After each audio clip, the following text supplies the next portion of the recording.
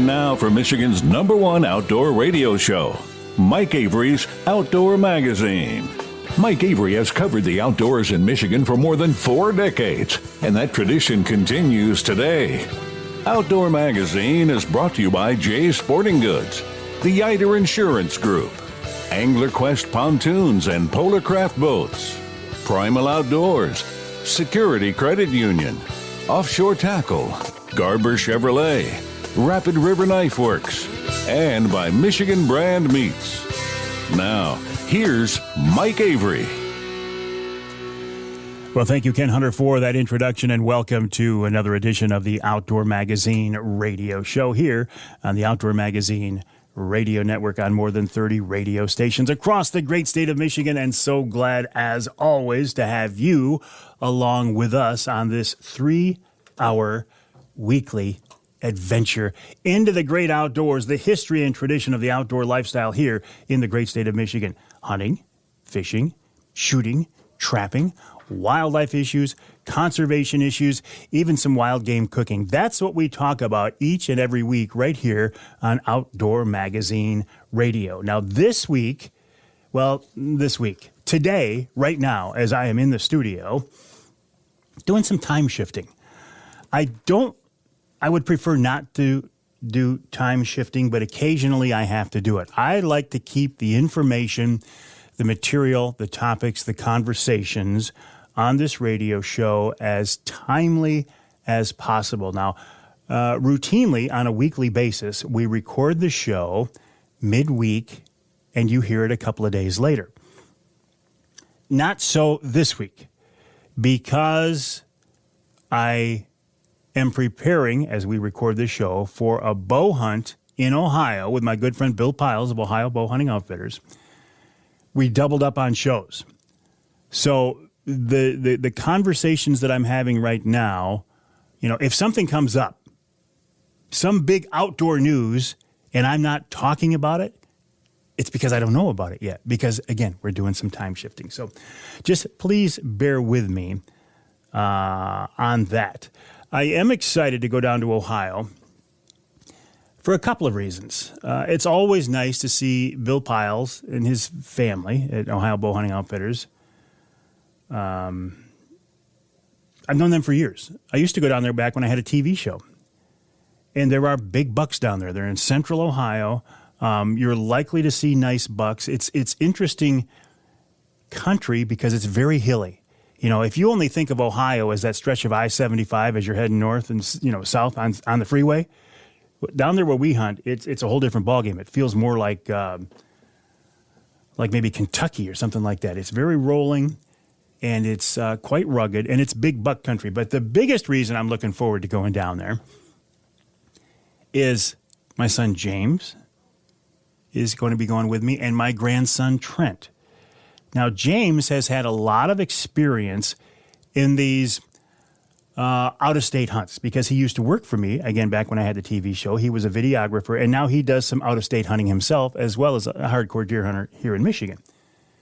So he kind of knows what to expect. He has a certain perspective because he's hunted down there with Bill and Joan and the crew for many, many years. But Trent, this is a whole new experience for him. He's used to seeing Michigan bucks. He's used to hunting in Michigan. He's never hunted outside of Michigan. So I think the first time a 2.5-year-old 110-inch buck walks by him, it's going to make his heart skip a few beats. Now, technically down there with Bill, that 2.5-year-old 110-inch buck would not be a legal target. It is from the perspective of the Ohio DNR, but because Bill wants to ensure the viability of his operation for years and years into the future, he has a 120-inch minimum, and on some of the farms, there's a 140-inch minimum, and that was put into place not by Bill, but by the landowners. Now, a 140-inch buck is a big buck. The biggest deer I've ever taken was in Kansas, and it was a 150-inch 10-point, and it's a big animal. So I'm really looking forward to seeing Trent's reaction to this entire experience, and it's going to be a lot of fun. So the show we're recording right now is for the weekend. Let me check my calendar, make sure I'm right, of the 21st and 22nd. So that means that pheasant season, as you're hearing this, the pheasant season is open in Michigan. I have fond and wonderful memories of pheasant hunting in Michigan. I haven't done it lately, but it was one of those activities when I was a kid growing up on the west side of the state. That was what we did. I had a bunch of buddies who were hunters. You were either a pheasant hunter or you were a duck hunter. I was a pheasant hunter. We always had English setters as our bird dogs. So I grew up around English setters. I grew up around bird dogs. I grew up around pheasant hunting because in northern Kent County, back in the 60s, there were birds everywhere. And I was blessed to grow up out in the country. My mom and dad had some property. And then about 2 miles away, my grandpa had a farm, and there was a big woods that connected the two. And back then, you could wander. It wasn't like today where you were so worried, you're worried about property lines. You don't want to trespass on somebody else's property. And I get that. I don't want to do that. That's their property. I don't want to bother them. But back then, and especially as a kid, there was just an understanding. Everybody knew everybody. I worked for most of those farmers. They knew me, and I could wander wherever I wanted, shotgun in hand. And there were birds everywhere. I remember learning how to pheasant hunt with my dad. I had a 20-gauge single-shot shotgun. And we'd go out in the cornfields or the weed fields with the English setter, and I watched the dog work. I watched how my dad moved through the field. I watched how he handled his gun. He taught me about crossing ditches with guns, about crossing fences with guns, the basic things about being safe with a gun in the outdoors. And they're wonderful, wonderful memories. But I also remember when I kind of made when I graduated to the next step, where if my dad was working, and my dad was a sheriff's deputy, if he was working and couldn't go hunt, but I got out of school and I had some time, I could take off and go hunt myself. And those hunts were real adventures. I mean, think about it. What was I? Probably wasn't technically old enough to hunt, but I was out there with a shotgun. Okay, a gun. I have a gun. Okay?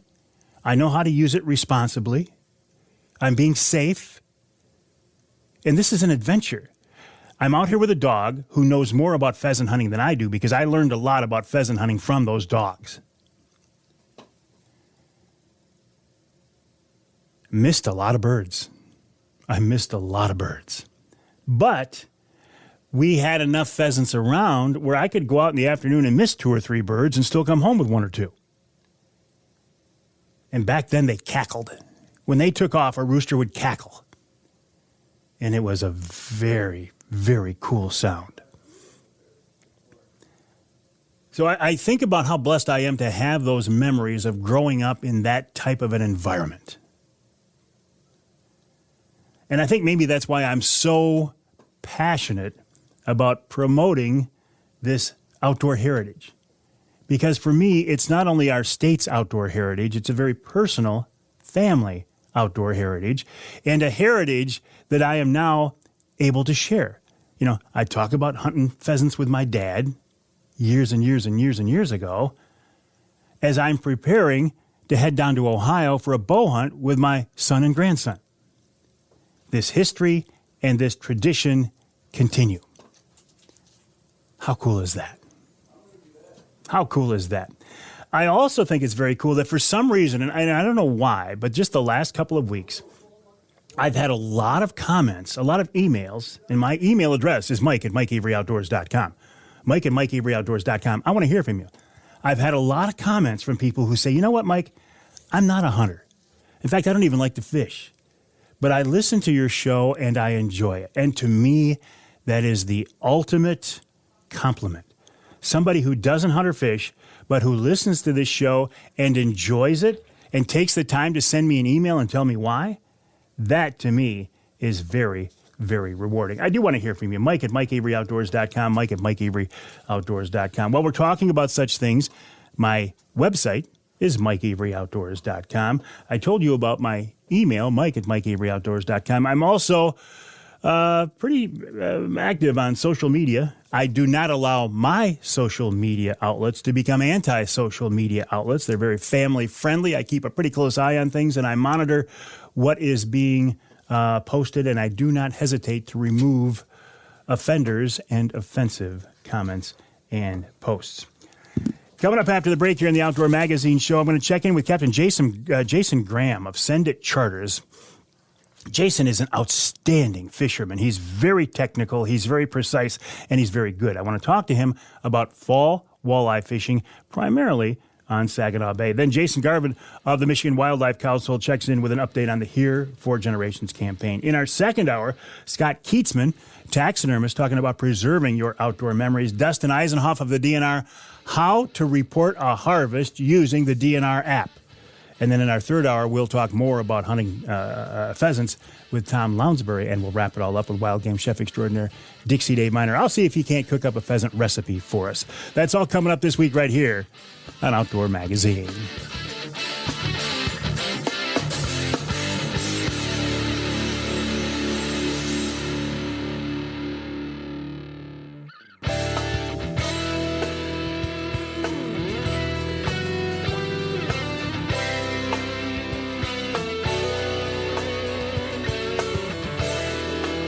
You can hear the Outdoor Magazine Show in Traverse City on WTCM. That's 580 AM. You can hear us in Port Huron, WPHM, 1380 AM. And north of the bridge in Newberry, WNBY, 1450 AM. This segment of Outdoor Magazine is brought to you by the Linwood Beach Marina and Campground. Linwood Beach can be your year-round Saginaw Bay fishing destination and your Mid-Michigan tracker and Angler Quest and Polar Craft headquarters. For more information, check them out online at linwoodbeachmarina.com. That's linwoodbeachmarina.com. I have much respect for Linwood Beach. For one thing, they're in a great spot, beautiful location, great facilities. By the way, they're going to keep the ramps in the launch as long as Mother Nature will allow. So if you're looking for some great fall fishing, Linwood Beach is a place to go. And I can't talk enough about the people at Linwood Beach. They are very good, solid, hardworking, customer-oriented people, and that means a lot. LinwoodBeachMarina.com, that's LinwoodBeachMarina.com. One of those people at Linwood Beach, and there are many, one of them is Captain Jason Graham of Send It Charters, senditcharters.com, and he's with us now on the Outdoor Magazine phone line. Cap, welcome back to the show. How you doing? I'm good, Mike. How are you? Good. Boy, listen, last time I saw you there at the dock when I was bringing my Angler Quest across, and what we look out the window now, the weather's certainly changed, hasn't it? Absolutely. It's a beautiful day out there today, but it's Mother Nature's been throwing us curveballs left and right. We get 4 or 5 blow days in a row, and you can't fish. You can't do anything but duck hunt right now. So, well, you don't do duck hunts, do you, Cap? I do not. No. I'm a avid outdoors, bow hunter. So this is my bow season, and my fall walleye biting is starting right now. So, have you been chasing perch at all? I have not. No. There's been good reports of perch. It seems to be every other day. So if you go out one day and get a bucket full, you go out the next day and struggle. You go out the third day, you catch them again. They're always moving. There's no hot spot. There's no hit and miss spot where you can go out and catch a bucket full every day like guys they're doing. But the biggest thing is get out and try it. You won't know until you get out there and try it and catch them up. So. Yeah, you can't catch them from the couch. That's right. That is right. We've got some days, get some nice days. You get a nice day, you get the day off of work and get out there and enjoy it. But absolutely, we had some, last week we had some 80-degree days, and the fishing was outstanding for perch. The walleye was a little slow, but the perch fishing seemed to be pretty good. Nice, calm days. And there was actually days where guys were swatting bugs because there was a little bug hatch going on. So, well, even when it was still warm, you got into some fish even before the cold front came along. Yeah, I did. These fish, the water's starting to cool down now, so these fish are starting to move back away into the bay. They were on the outer bay edge. That water, reached 80 degrees there in August, and a lot of fish left. You have some native fish that never leave the bay, but they scatter so much they're hard to catch in a pocket. But the bigger fish, the bigger school of fish are starting to move back in from the Charity Islands and Eau Gray area. The channel is getting loaded with fish. There's actually reports some guys catching fish in the river this week. So that tells me the shad have gone up the river to spawn, and the walleye are chasing them. So that means the inner bay should be loaded with fish right now in different areas, not just 1 or 2 spots, but 8 or 10 spots if you can find them. Yeah, I've heard some good reports from the river. And in fact, that day I saw you when I ran my boat across. As I left the marina that I stay in there at the mouth of the river, the basin was filled with shad. And I thought, oh, man, these fish are going to be following them. Absolutely. That's the fall migration. The shad go up and the walleye chase them to feed. Yep. So, Jason, how do you target these fall fish differently than what we do in the summertime? The biggest thing I do is you got to find the fish. I'll do a lot of my morning or practice trips, I call them, is I just drive around and try to find a pot of fish. If I mark a pot of fish, I mark them and try to mark them at speed. I'll do 20 to 25 miles an hour. In my hummingbird graphs that I run on my boat, I can actually read those fish. Once I read a few marks, I'll sit down and just do a trolling speed 3 to 5 miles an hour and mark the fish, and then I'll put up a few lines in the water. If there's no fish there, you're not going to get bit. I don't care if you have the right color, the right depth, the right speed. If there's no fish there to bite, they're not going to bite. So I drive around and find different areas. Around the shipping channel, spark plug, 1 and 2. I'll get a shallow area that's 14 to 18 foot of water. I'll get a deep area that's 20 to 25 foot of water and try to figure out where that migration of fish is. Once I find them, then I have to figure out what baits I have to use to get down there. But the theory I run on my baits is when the water is 32 to 45 degrees, I'm running the big bandits, the new Bill Lewis for precision walleye crankbait. Oh, yeah. A 12 or a 14 husky jerk, big baits when that water's real cold and they go real slow. Once that water temperature is 45 to 55 degrees, I do the mid-size baits, the number 9 flicker minnows, the number 10 husky jerks. They get the mid-size bait and go a little faster. We're going 1.5 to 2 miles an hour.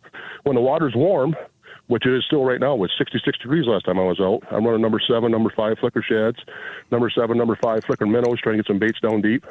And then I'm going, 1.8 to 2 miles an hour. But right now it's at transition. I'm probably running the number 9s the most right now. That 1.5 to 1.8 speed with the boat, trying to get those baits down that 15, 16, 18 foot of water column, 20 foot of water, 22 foot of water. And once this water cools down a little bit more, we had a good cold front here. So once that water gets 45 degrees, the bandits will be out, precision walleye crankbaits will be out and trolling deep. Getting that, those big fish will want to be in that deeper water, but when the lake flips over, we get that Mother Nature does a lake flip on us, and the warm water goes to the bottom, and the warm water goes to the top. Those fish want to be towards the bottom of the water column and then put the feed bags on and chase them shad to the surface. You talk about marking fish at speed. That's always a challenge for me, getting a transducer set up so you can drive 25 miles an hour and see something. And will you see them at 20, 25 miles an hour? Will they mark like they do when you're trolling? They will not. What it's going to be is a speck. So what people don't understand is the faster the boat goes is the thinner the arch gets. There's still an arch there, but the echo is going so fast up and down as the boat's traveling that you don't have a great big long 1 inch or 2 inch long arch on your graph. It's going to be a straight up and down vertical line the faster you go. So basically it's like an interference blip. But if you have new graphs that are colored, have color in the screen, if there's a color in it, it's probably a bigger fish, walleye, sheephead, that kind of stuff. If there's a blip there of some type, and you didn't do anything as far as change the idle or change the RPMs, it's probably a fish you just marked above the bottom in that water column you're chasing. The only way to figure it out, though, is to put the boat down off a plane and then idle over top of that same area, and then you'll see the blips like you're thinking about in a long arch type form. But at speed it's once you get it right and the transducer's in the right direction, it's pretty easy to see. It's well worth the investment to have it set up right. Well, that's what I was going to say. The transducer placement and positioning and angling has to be critical. Correct. Absolutely. You don't want any bubbles. You want, on the pontoons, there's a little bit of issues with trying to get the bubbles off that last weld and trying to get that transducer deep enough so the transducer is always submerged in the water, not in the bubbles at all, but only in the water. Yeah, sorry, I got to interfere. I got a guy that just fell off the dock here at the marina. I'm going to make sure we don't get him back off the dock here. But looks like he's got 2 guys going to pull him off the water here. So okay. Sorry about that. No. Is he fishing or is he launching a boat or what? He's launching a boat. He's actually getting in from the dock and getting in the boat and fell off the dock and fell in the water. So they just got him on the dock, so he's all set. So okay. Need to get him warm and so he can enjoy his day. But But yeah, the transducer placement is critical to get it right. You don't want it too deep, you don't want it too low, but you want about an 1/8 inch of that bottom transducer in completely clean water with no irritation of the bottom of the boat. If the boat has rivets or welds and that kind of stuff, it'll put a bubble chamber across the water column, and you will lose that bottom feature once you speed up. So you have to make sure that transducer is the right depth and the right angle to read at speed. Once you have that set up, it's pretty easy to read. So, man, today's electronics are something else, aren't they? They are, and they're outdated as fast as you can put them on the boat. They're outdated already, and the next ones are coming out. So, what about this the forward facing? Is there any application for that in walleye fishing? Could you use that for trolling, or is that more of a casting type thing? It's both. It's actually getting more and more popular with the trolling. I actually have mine set up. I have a Garvon set up on my boat, and I can actually look out the side of my boat and watch the crankbaits doing the wobble side by side and watch the fish go up and chase it. Really? Yes. Yeah, it's incredible. Yep. I use it on my salmon charters as well. Salmon fishing, you can actually watch your dipsy divers, your downriggers, depending on which angle you have it at, and watch the fish come up or down if they're chasing the bait to see if the maybe a particular lure or paddle is actually attracting the fish, but they're biting the other ones and not biting the one you think it is. You take that lure off, and then the fish stop biting. Well, the one was just an attractor, and they're biting the other ones. And it's incredible the information you get off the forward facing now. It's live feed. It's not a 2D type or 3D type. It's actually live information. We actually watch the fish swimming now. It's incredible. Well, and you talk about information, Jason. It's not everybody processes that information the same way. And I'll use myself as an example. I will be honest. I am not as detail-oriented as I could be or I should be. I go out there, I catch my fair share of fish, I have fun, I take people out, we have a good time. But there are a lot of things I miss. When I talk to a guy like you take that same information that's out there, but you process it. You fine-tune it down into a way of thinking that I have a hard time even relating to, and that's what makes you such a good angler. Well, I appreciate that. Thanks, Mike. Yeah, I've got 5 hours to catch my customers and have them a good time as fast as I can. If I keep rods bent and fish coming to the boat the whole time, the sooner I get in, the sooner I can get lunch, or sooner I can get a nap, or the sooner I can get into my next trip. So, trying to get them customers interactive all the time on a trip is what I try to do, and keep them engaged, and always try to have a fish on or 5. Try to keep the boat going the whole time is what the plan is. So, do you see the interest in the fall walleye bite? Is it as popular as that summertime fishery? Do people come in from outside the area and hire you like they do in the summertime? Absolutely, yeah. Especially when the walleye bite is real good. This is the time of year. It's the time to catch that trophy fish, just like the spring. A lot of guys that book with me in the fall, November, December, January trips, they're out there trying to catch a fish of a lifetime. There's a chance of catching 8, 10, 12 pounder every time there's a rod in the water. And that's what their enjoyment is trying to catch a big fish. You might not catch as many fish in a day, but the enjoyment is trying to catch a big fish, a trophy fish, the biggest fish of the lifetime, and that's what the fall bite is all about for me. Oh, I got you. Okay, so in the summertime, the goal is, as many 18 to 20 or whatever size fish as you can. Get a bunch of them. But in the fall, numbers are down, but the size is up.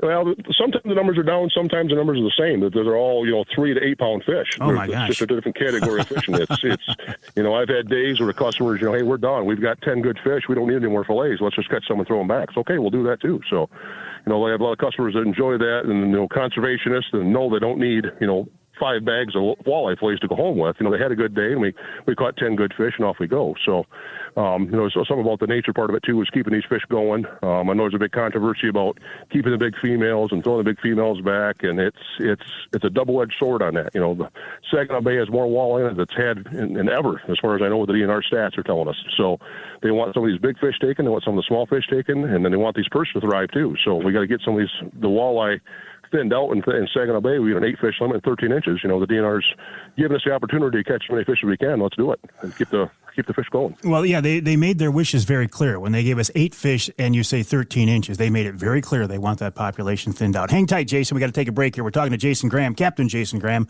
of Send It Charters. His website, senditcharters.com, senditcharters.com. He works out of the Linwood Beach Marina, linwoodbeachmarina.com. If you're looking for some really good fall walleye fishing, you can go down to Lake Erie, and it is phenomenal. But if you're in the North Country and you don't want to drive all the way to Lake Erie, you might, make a stop on Saginaw Bay and check out the fishing there. It's going to get nothing but better as the fall goes on and those water temps drop. We'll take a break here in the Outdoor Magazine Show. When we come back, we'll wrap up our conversation with Captain Jason Graham. Then We'll wrap up the hour with another Jason Garvon of the Michigan Wildlife Council, with an update on their Here for Generations campaign. That's coming up right here on Outdoor Magazine.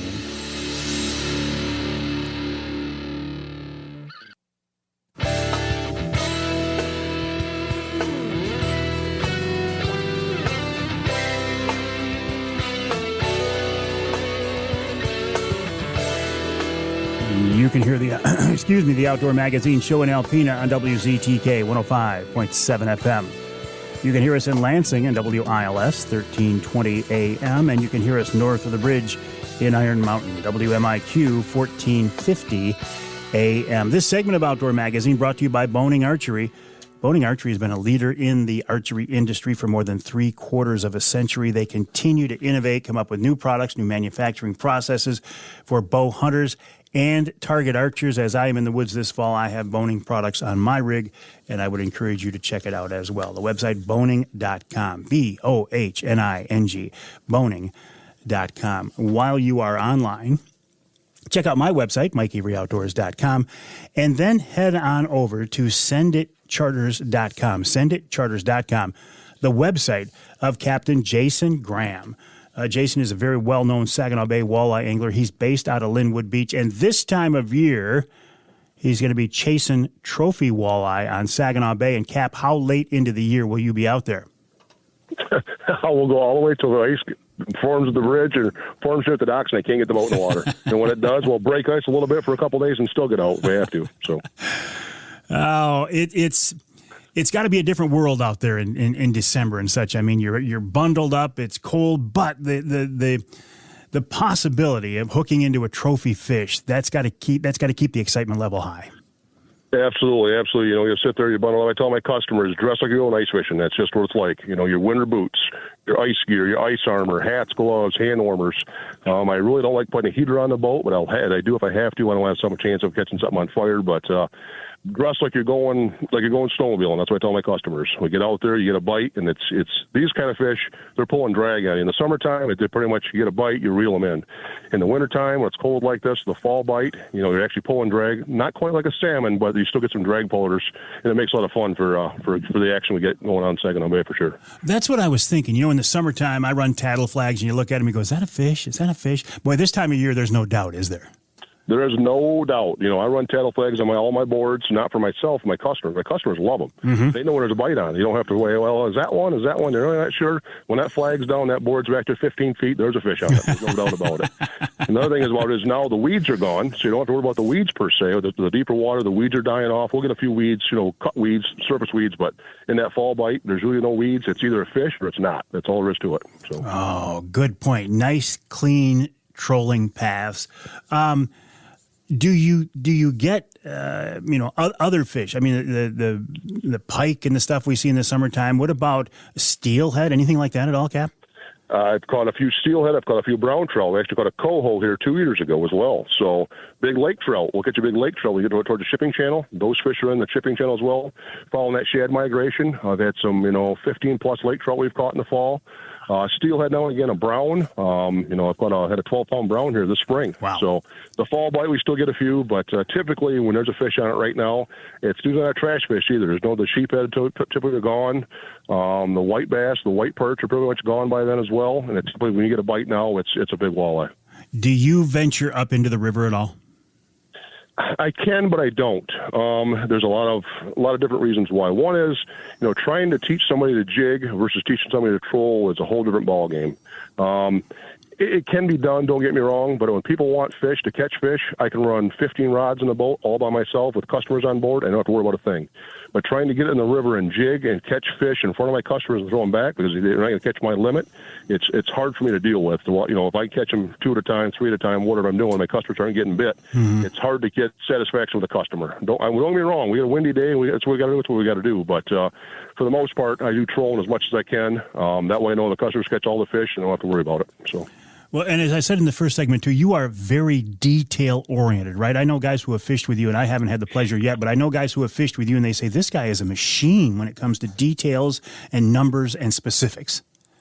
Yeah, absolutely. I want to, my big thing is, I run braided line, I run weighted steel. I'm trying to put the least amount of line in the water to catch these fish. and least amount of life for my customers to reel it in. You know, we go over salmon fishing, different ball game. We're running 300, 400 feet of steel. We're fighting a big king salmon, different ball game. But here, you know, if I can run braided line and it would be 25 back behind the board versus 50 back with mono, that's a win-win. It's more time in the water. The bait's wetter, it's more in the water more times and less with customers, and get the bait back in the water as fast as I can and repetitious. I even have a little thing with my customers. You know, we catch a fish, they want to take pictures real quick. So, hey, guys, let's get a minute here. Let's catch another one. Let's put this bait back in the water, and then we'll pull them all out and get pictures. So when they're biting, let's keep the lures wet and keep them biting.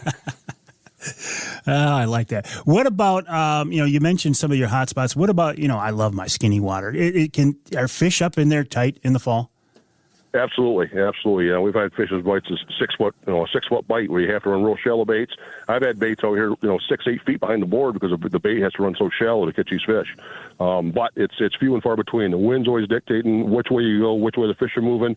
You know, we've had 5 days of small craft advisor here, and I don't know where to go as of right now. Yeah. When I find them, it's going to be it might be a 12 foot water bite, it might be a 20 foot water bite. When I find them, though, that's what the pot of fish will be, and they'll move around. You know, I've had days where you find them one day here and they're 2 miles away the next day. But when you get that pot of fish, don't leave them. If you can find a pot of fish and you get 2 or 3 bites, spin back around and go through them, or pick up your lines and go upwind and troll back through it again. That's what we do here in the bay. Is if it's less than a 1 foot chop, you can spin the boat around, go back through them again, and keep your lures wet. Sometimes the lures will get bit going uphill, which is into the wind, and sometimes they won't. When you figure out that procedure, you have to pick up the lines every single time and make 4 passes to catch your fish, and only go with the wind because that's the way the currents run. Some of the best advice anybody will ever hear: don't leave fish to find fish. Thank you, Captain Jason Graham. I appreciate it. Always a pleasure, and we'll talk again soon. Sounds good. Thank you, Mike. All right, Jason Graham, Send It Charters, senditcharters.com, senditcharters.com. He works out of the Linwood Beach Marina, linwoodbeachmarina.com. We'll take a break here in the Outdoor Magazine Show. When we come back, Jason Garvon of the Here for Generations campaign, their website, hereformioutdoors.org, with an update on how that campaign is going right here in the great state of Michigan.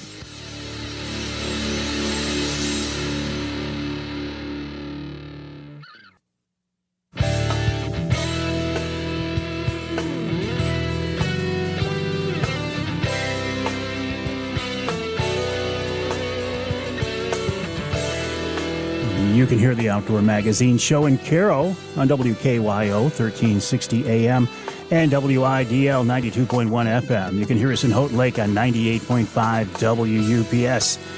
And you can hear us north of the bridge in the Sioux on News Talk 1400 WKNW. This segment of Outdoor Magazine is brought to you by VersaSkins.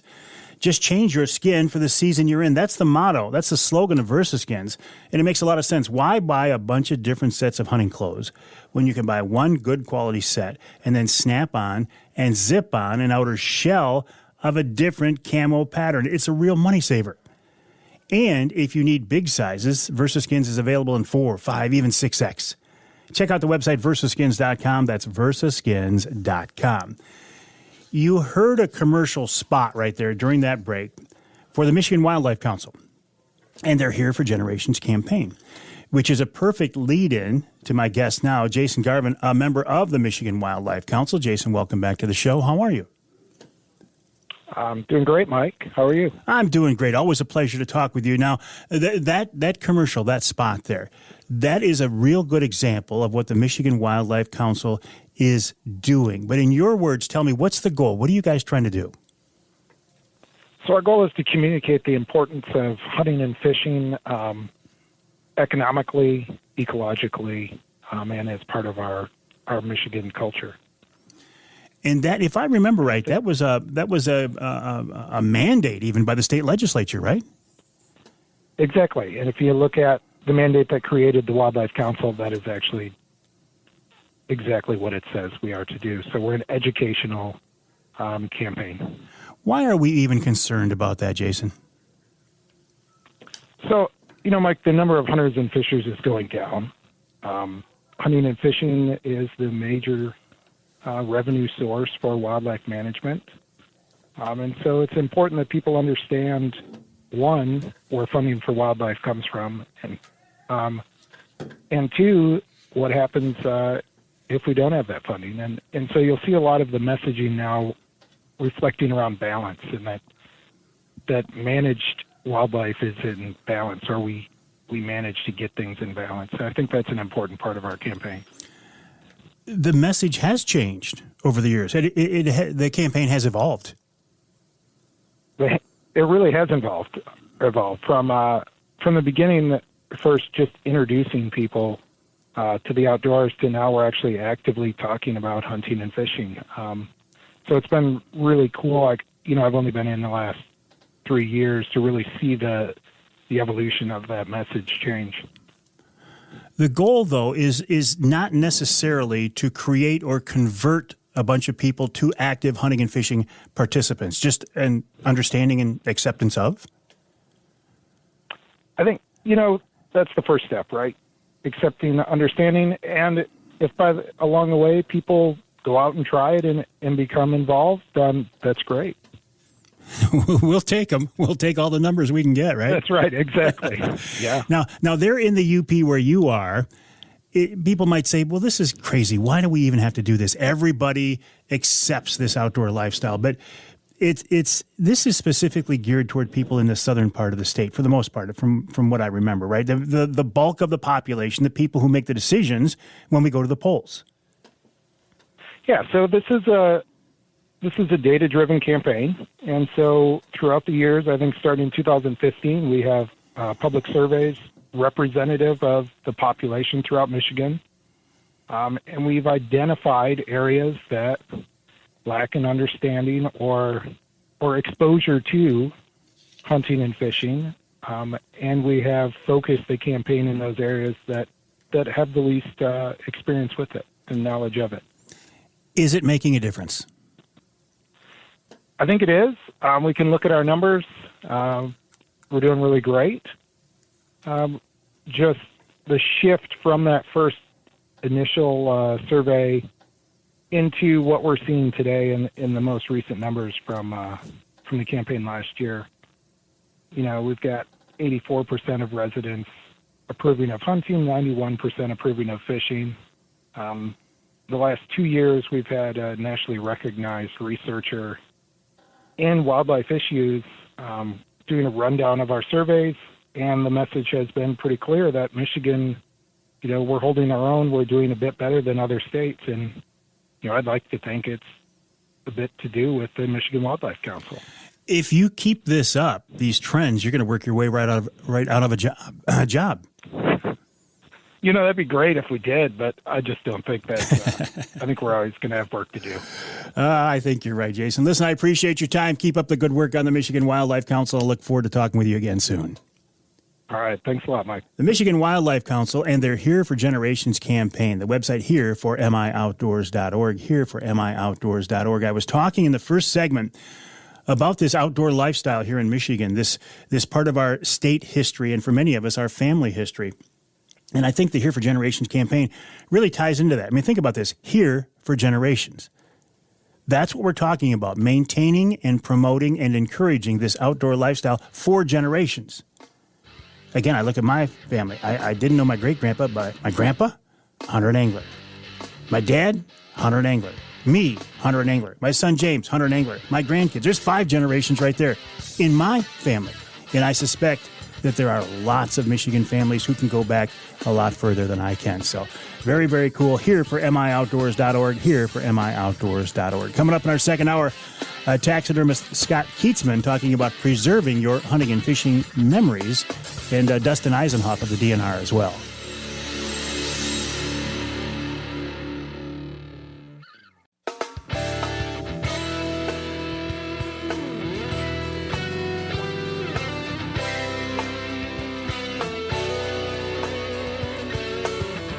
Time now for Michigan's #1 outdoor radio show, Mike Avery's Outdoor Magazine. Mike Avery has covered the outdoors in Michigan for more than 4 decades, and that tradition continues today.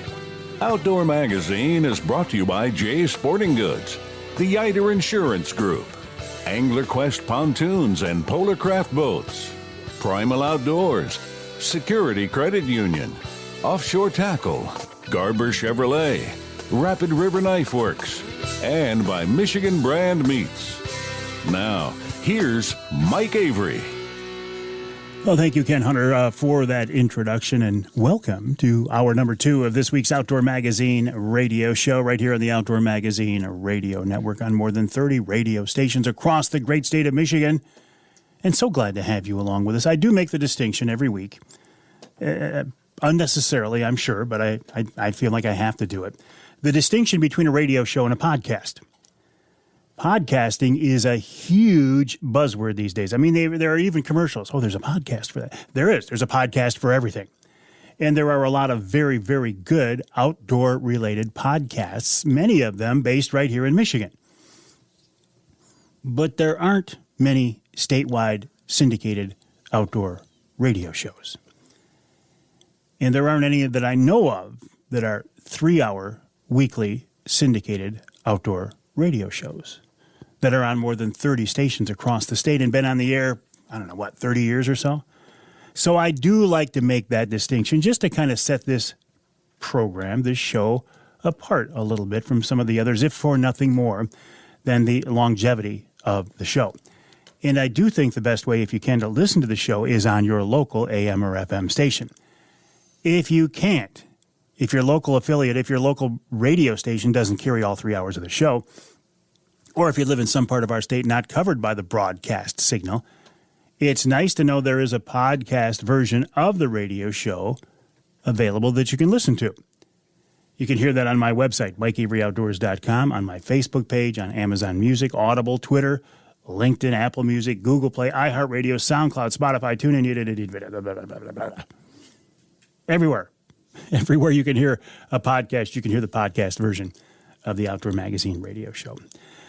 I do like podcasting, though. In fact, each month I produce podcasts specifically for some of my advertising partners, including Offshore Tackle, Angler Quest Boats, Primal Outdoors, and Polar Craft Boats. And when we are done here in the studio recording this week's radio show, we will record this month's Polar Craft podcast, reaching out to Nicole Stone, who is an avid angler from, I think she's in Minnesota.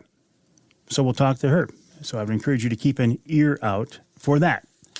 But in the meantime, though, I do certainly thank you for being along with us. I've been talking this week about the history and tradition of the outdoors and creating memories and in some ways preserving those memories. A lot of my memories are preserved in my mind. The more recent memories are preserved on my phone. I shoot a lot of pictures, a lot of video. But I also have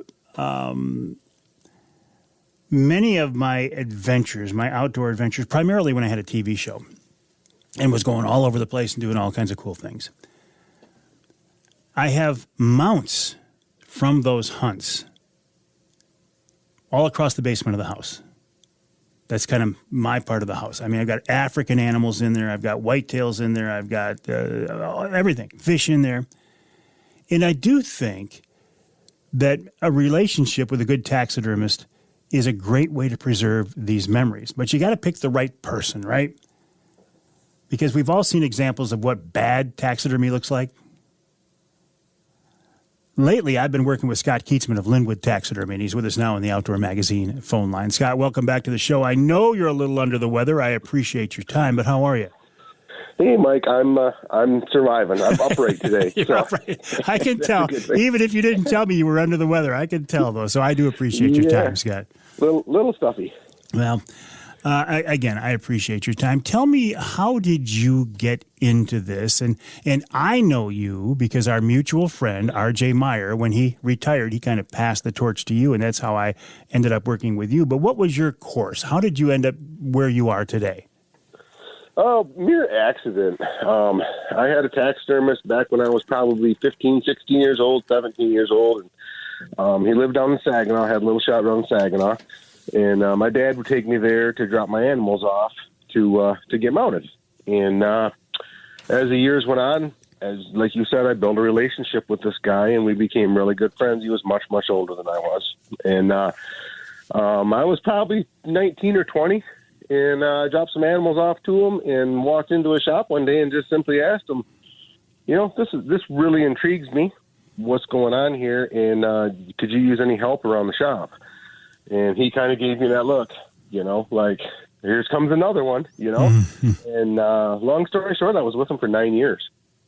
So that's how I got started, was simply asking, open my mouth and ask. It's got to be one of these things, though, that it takes a while to get good, because once you know the basics of, okay, this is how you do X, then you've got to get good at making X look realistic. Absolutely. There's definitely an art. It took me 10 years of doing taxidermy and working a full-time job. I called them my 2 full-time jobs. Before I could get good enough to charge enough money, felt comfortable charging enough money to make a living and replace an income of a full-time job. So that was 10 years. It took me to do that. So yeah, this doesn't happen overnight, by no means. What is the hardest thing in taxidermy? I mean, you got fish, you got game, you got critters, you got people. What's the hardest thing in taxidermy? Once you get past the taxidermy part and screwing up so much stuff, you're just bound determined to get it right. And that's another thing. You got to be hard-headed. You got to want it. You got to be committed. You got to want this stuff to look good and be done right.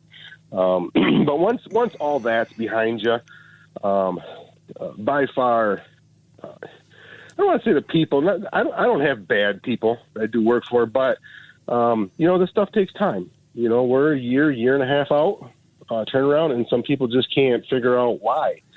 So you got to kindly explain it to them, and sometimes they're not happy. They go somewhere else, and they usually come back a couple years later. Yeah. But that's basically it. Is just dealing with the people, and they're I have 90% great people, and there's always that 10%. And if somebody was bound to determine, okay, I want this back in just a few months, there is always the option. Find the guy who's doing it part-time in his garage, who is just learning, knowing that you might not get the quality of work that you might if you waited a while for it. But, if you go into that knowing that's the case, then your eyes are open. Absolutely. And I know lots of people like that. Quality is not a big deal to them. They want their deer head on the wall, and they want it in 3 months, or less. Now, with that being said, there is a lot of taxidermists out there that are part-time guys who work a full-time job. I know a couple of them are school teachers, plumbers, things like that, firefighters. They do part-time taxidermy. They take a limited amount of game heads every year, and they cut it off at 20 or 25, and they do fantastic work, and they're reasonably priced. Yep. Those guys are out there too, and they do great work, fantastic work. Now, and you talk about cost too, like everything else in the world. The cost of getting good taxidermist work has gone up. Absolutely. I call it almost ridiculous, to be honest with you. Again, you take somebody like myself and my business, I've got tons and tons of overhead.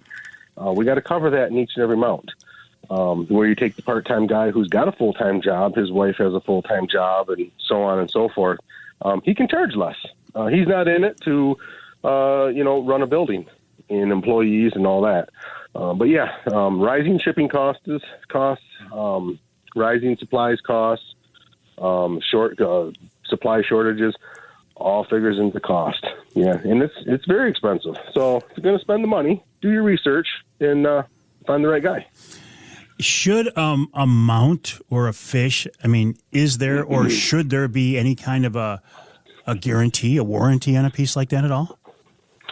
Well, we can guarantee our work, but you got to understand they should last. A deer head should be on the wall for 40, 50 years. No issues with today's tanning process, today's supplies that are out there, and a qualified individual putting these things together. They should last 25, 30, 40 years. But Michigan's horrible on the climate in Michigan's horrible on stuff. Hot, cold, you know as well as I do. It can be snowing in the morning, 60 degrees during the day, and raining in 25 at night. Those climate changes all take into effect expansion and contraction on this stuff. You don't see it overnight, but over 25, 30 years, you may see some wear and tear. And that's normal. And it shouldn't be to the point to where you have to take your mount down. It shouldn't be that bad. That is pretty cool, though, that what you explained, that what you're doing now, you and other taxidermists, what you're doing now is creating pieces of art that are going to be around for years and years. Not everybody can say that. I do a radio show, and in a week it's gone. You do something, and it's there for 30 years. That's pretty cool, Scott. Yeah, and I think about that quite often. I've been doing this 26 years now, and I think quite often of how much stuff is out there in people's houses from here to Arizona, and then the East Coast. I've got mounts up in Maine, Vermont, down south, all the way to Florida. How much stuff that I've done that's out there kind of blows your mind. It'll be out there forever. It'll be out there long after I'm gone. That's very cool. We're talking to Scott Keitzman, Linwood Taxidermy, linwoodtaxidermy.com. That's linwoodtaxidermy.com. We'll take a break here in the Outdoor Magazine Show. When we come back, I want to talk more with Scott about what to look for in a taxidermist. What questions do you ask? What is your field prep? What can you do in the field when you take that big fall fish or shoot that small game critter or that buck or doe? And what is a trophy? What justifies going to see a taxidermist? That's after the break right here on Outdoor Magazine.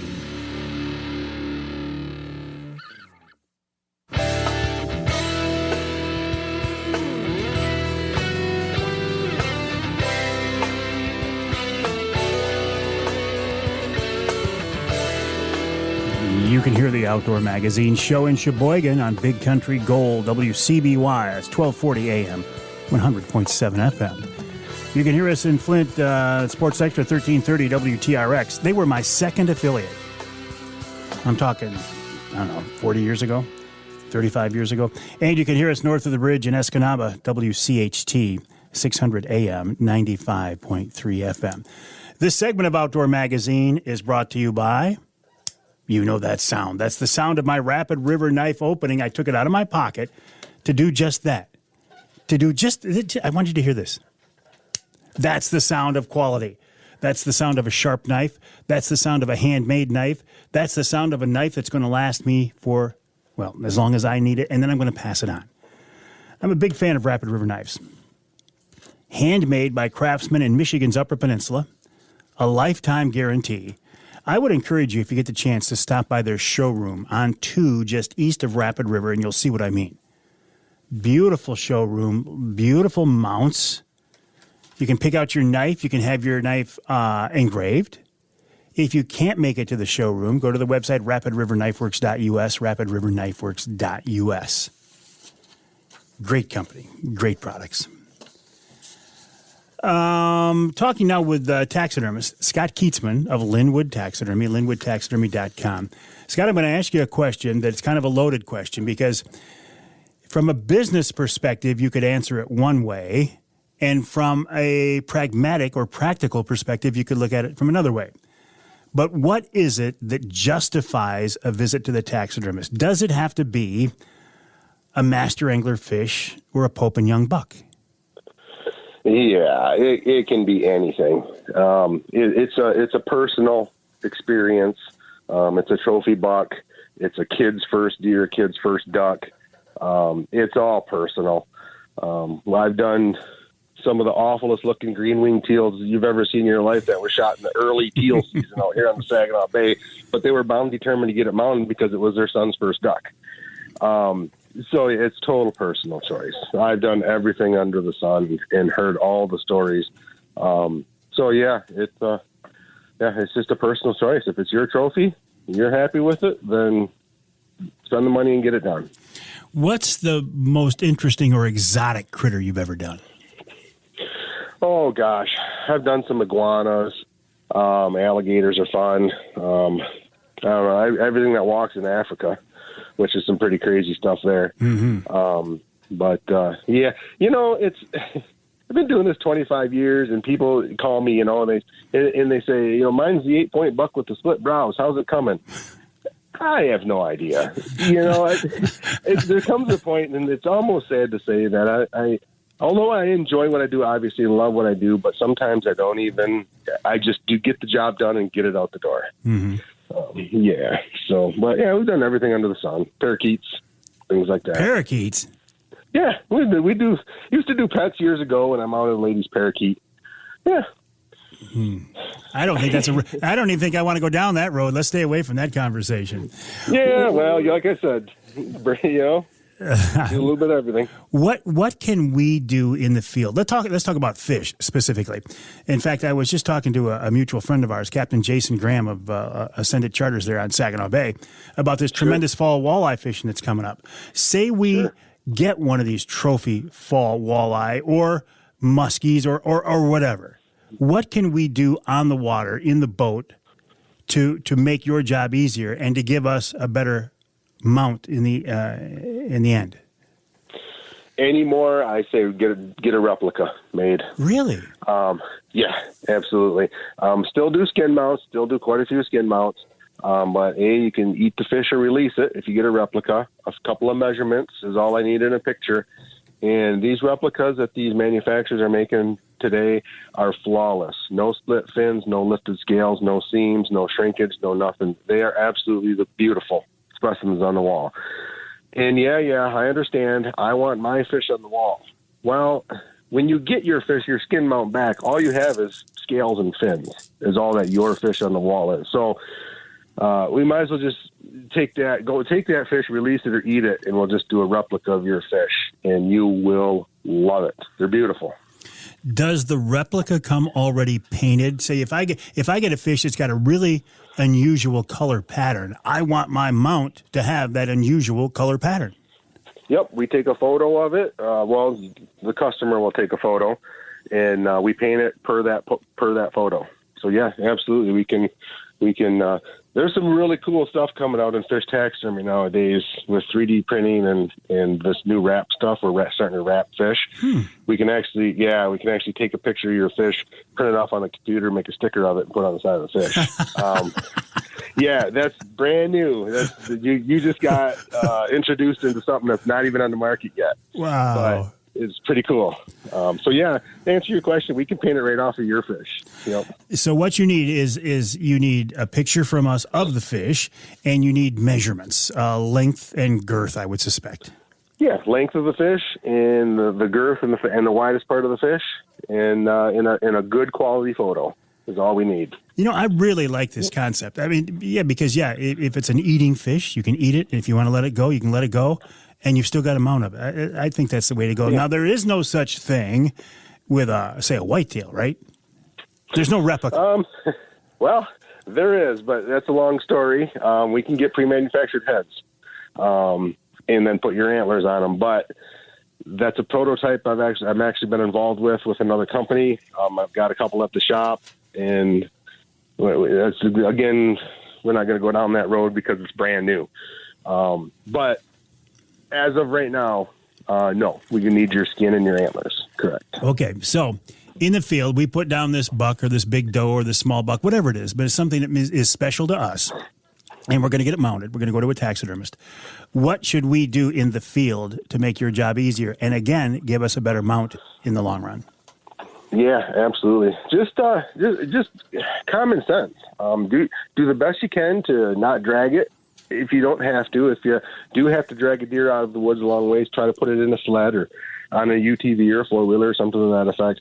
Don't put a rope around its neck. You'll break the hairs, and you'll have a line in your mount, and there'll be a line around the throat. You'll be able to see where that rope was. There's nothing we can, as taxidermists, people think we can fix anything. We can't fix that. I can't grow hair, and I can't grow feathers. So that, and keep it cold and dry. I'm not a big fan of ice. Water promotes bacteria, and then that ice melts. You got your hide laying in a garbage bag full of water. That's a downhill slide right from there. So I'm not a big fan of ice. If you have to use ice, use block ice, stuff it in the cavity, and get it to the proper place, a butcher or a taxidermist, as fast as you can. What about how much skin do you need for a shoulder mount? Would you prefer we bring you the carcass and you skin it, or should we skin it? I will skin them right here at my shop. Don't have a problem. I'd rather do that. A lot of guys end up dropping them off to the butcher, or they're processing themselves. I tell them you got to skin the deer anyways. Bring me the whole hide. That way, by the time you get it to me, you may change your mind about what kind of mount you want. There might be a bad spot on the hide that we can put towards the wall, or there might be a defect on it somehow. And if I have the whole hide, then I can cut that hide off where it needs to be cut off. And then you don't ruin your mount by no means. Choosing the pose is real important too, isn't it? Because I mean, you can show off a deer. If you got a deer that you want to make look as big as possible, the way you position it can really have an impact. Yeah, absolutely. Different forms that are out there. There's 2 or 3 that I'm really, really fond of for Michigan deers. We got northern whitetails here, and then we have the southerns and the easterns. They're all different body types. So get, your taxidermist should know that. If your taxidermist doesn't want to sit down and spend time and talk to you about that, then come see me. I'll do it. But we can pose them different ways. If you got a sticker point sticking out, or a split brow tine, or a drop tine you want to show off, we can talk to you about that and make that mount on the wall as appealing as possible, and make certain things stand out for when you walk into the room. You notice those unique things on your animal. But of course, you said you do African animals, you do Michigan animals, bears. Yeah. You do a lot of bears too, don't you? A lot of Canadian bears. I do a lot of Canadian bears. We had a really good bear season this year in Michigan and Canada. I love doing bears. I'd rather mount bears than anything else. But we'll mount anything. Why bears? I mean, I'd rather hunt bears than anything else, but why would you rather work with a bear? Probably the same reason you like to hunt them. They're just cool. We can do lots of things with them. They're a cool animal. I love the faces on them. They're just cool. I just like them. I don't know. That's all I can say is they look great on the wall. We do a resting face on them. They look nice. They look peaceful on the wall, of course, unless you want the open mouth snarling and all that. We can do that too. But boy, there's nothing cooler, I don't think, on the wall than just a peaceful resting bear on the wall. I agree. They just look great. I'll tell you one thing I have learned, Scott. If you're going to do a rug, do not do an open mouth bear rug. You just got a stub toe, no black and blue toe. I learned that one the hard way. Do not do an open mouth bear rug. Well, I tell people they're called a rug, but they're not really a rug. They're not meant to be walked on like a rug. Well, you get to a point, you got enough of them, you got to do something with it. And there's that big spot on the floor, so you got to put it somewhere. Yep, absolutely. All right, listen, Scott, it's always a play. Prices for an average whitetail shoulder mount. What are we talking roughly these days? Standard shoulder mount, for me, you're looking at $850. I've seen them everywhere from most taxidermists now are $800 to $1,200 in Michigan. And who would have thunk you'd ever see a $1,200 deer head? It blows my mind, but that's the days we're in. But you come to Linwood Taxidermy, come to me, I'm $850, half down when you drop it off. We're 12 to 18 months out, and pay the balance when you pick it up. All right, Scott, appreciate your time. Hope you get feeling better. And thank you. And thanks for sticking it out with us this morning. Thanks for the time. Appreciate it. All right, Scott Keitzman of Linwood Taxidermy, the website linwoodtaxidermy.com. That's linwoodtaxidermy.com. We'll take a break here in the Outdoor Magazine show. When we come back, Dustin Isenhoff of the DNR. I want him to walk me through this process of how I use the DNR app to check in my whitetail. I've been kind of playing around with it, and to be honest with you, it's not as intuitive as maybe I would have hoped, and I've heard from a lot of people, how do I do it? Well, Dustin is going to join us to talk about that. Coming up in our third hour then, Tom Lounsbury, the most hardcore and best pheasant hunter I know. We're going to talk about pheasant hunting in Michigan, and then maybe we can get wild game chef Dixie Dave Minar to come up with a pheasant recipe as well. I better shoot him a text right now, give him a heads up. That's coming up right here on Outdoor Magazine.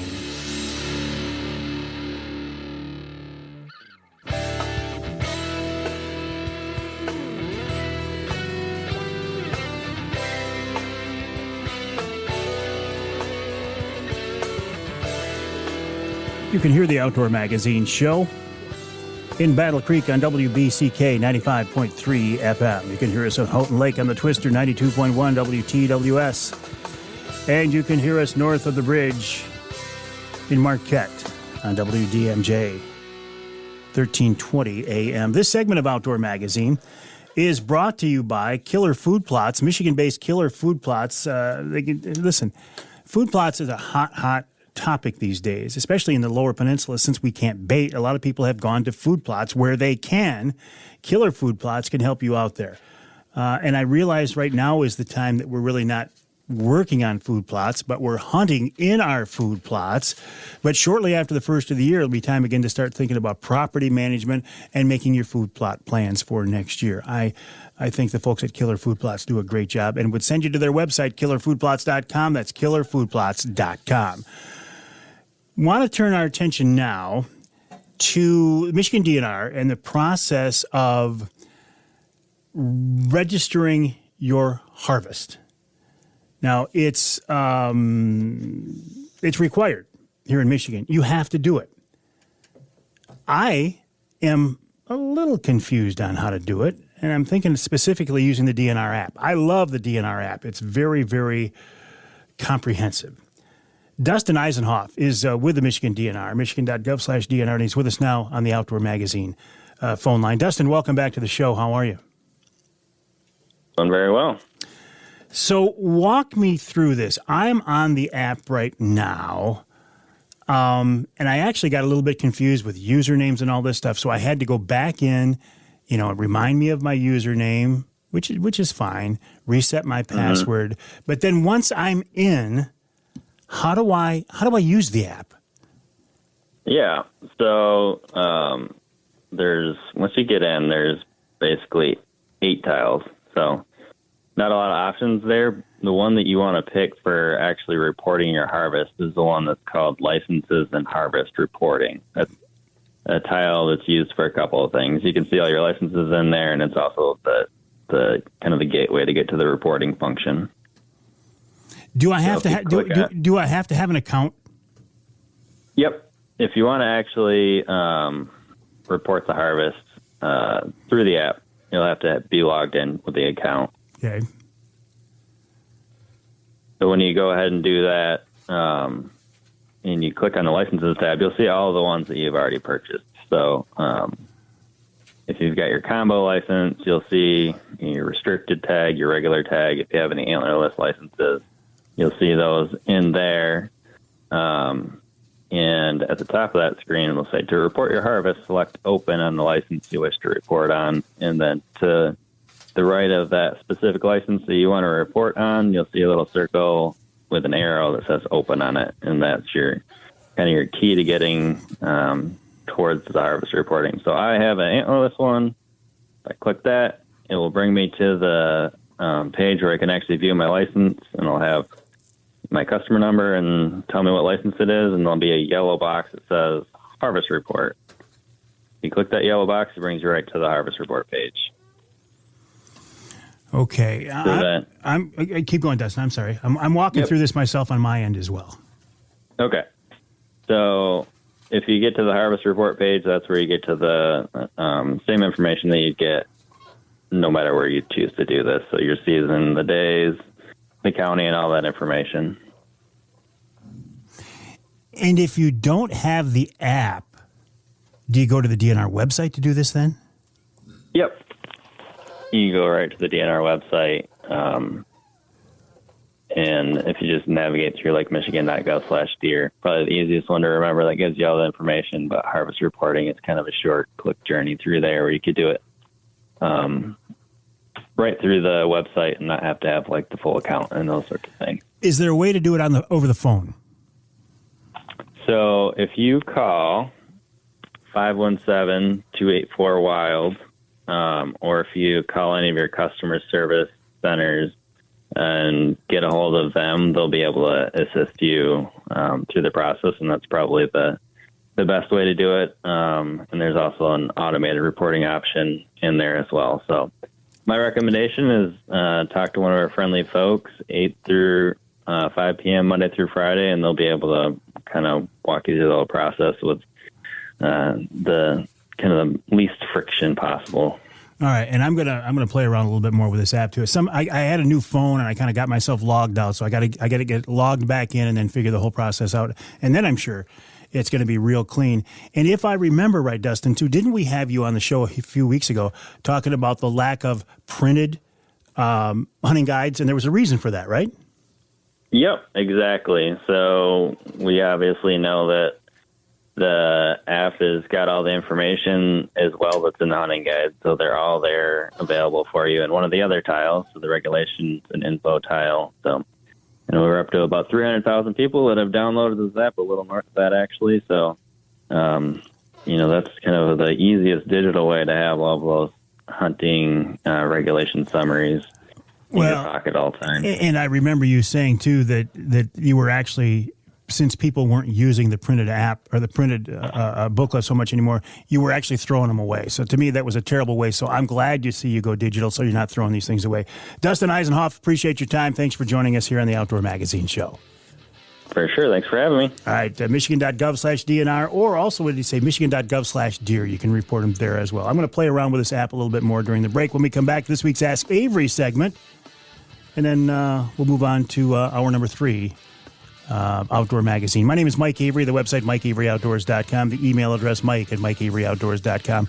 Don't hesitate to reach out to me. Love to hear from you. Mike@MikeAveryOutdoors.com.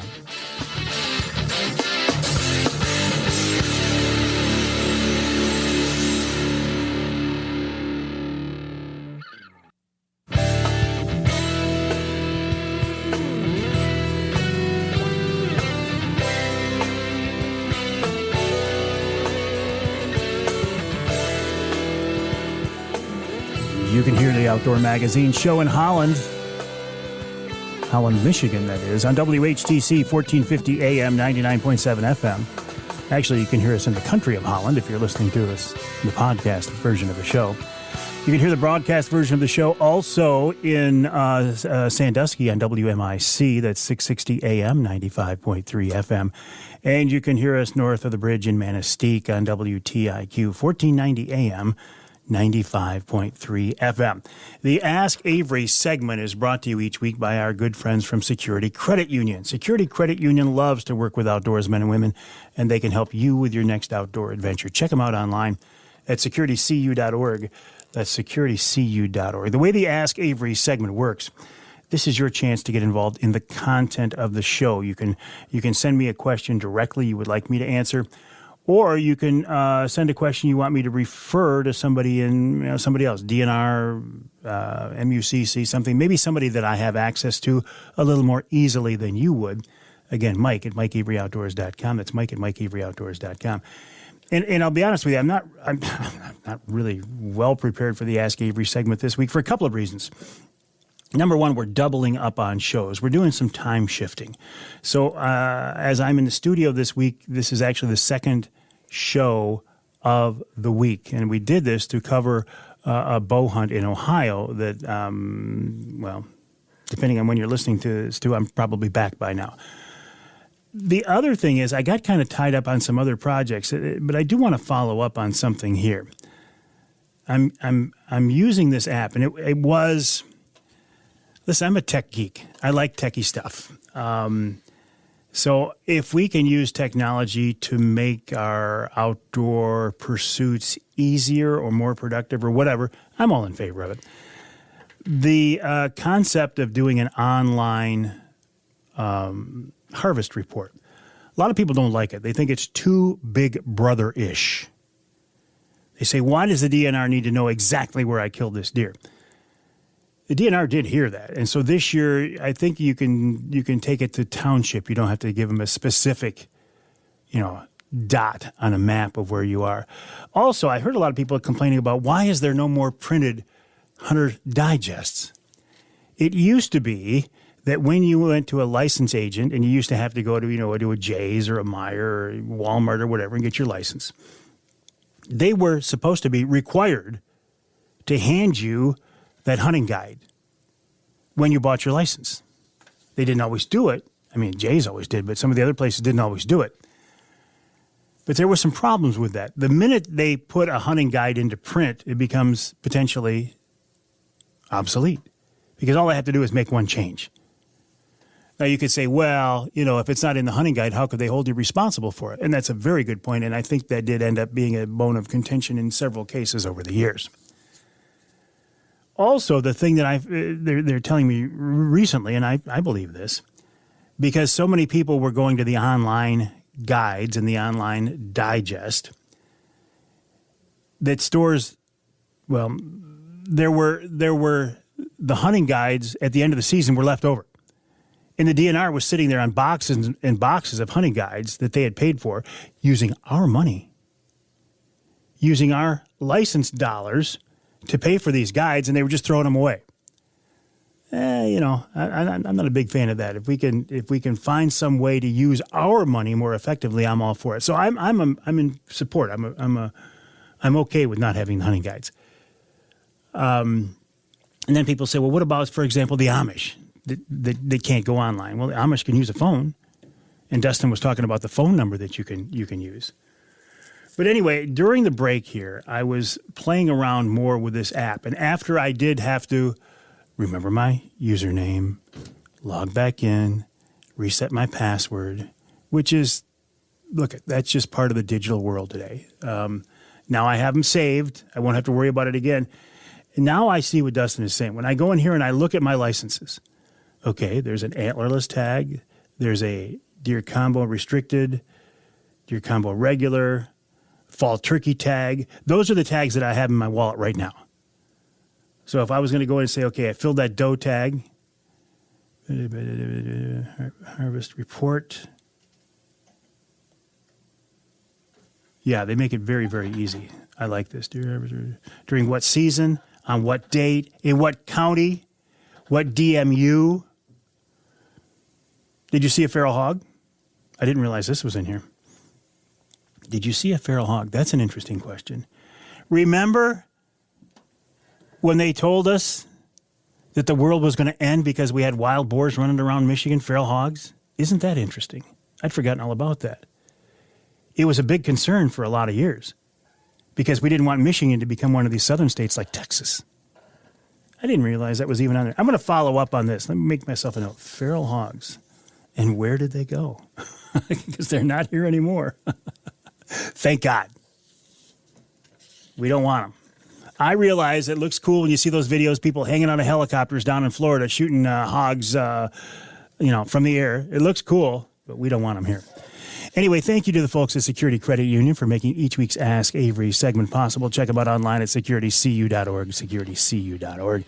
And if you have a question for me or for somebody else you'd like me to pose, send me an email to Mike at MikeAveryOutdoors.com, Mike at MikeAveryOutdoors.com. We'll take a break for the top of the hour. When we come back in our third hour, we're talking pheasant hunting in Michigan with the best pheasant hunter I know. His name is Tom Lounsbury.